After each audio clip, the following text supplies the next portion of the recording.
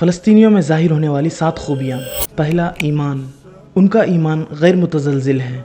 सख्त से सख्त हालात में भी उन्होंने ईमानी जज्बात का मुज़ाहिरा किया। दूसरा, तवक्कुल।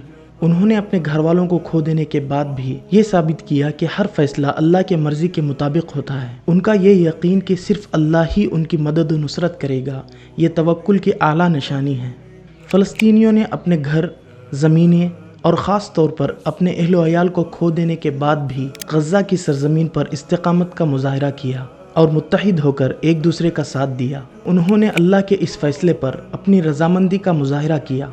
वो हर उस चीज़ से राज़ी थे जिसको अल्लाह ताला ने उनके लिए मुक़द्दर फ़रमाया।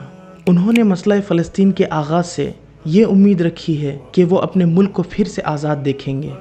जो चीज़ भी उनको मुयस्सर है उस पर वो अल्लाह का शुक्र अदा करते हैं और जो भी मुसीबत उनको पहुँचती है वो उस पर सब्र करते हैं।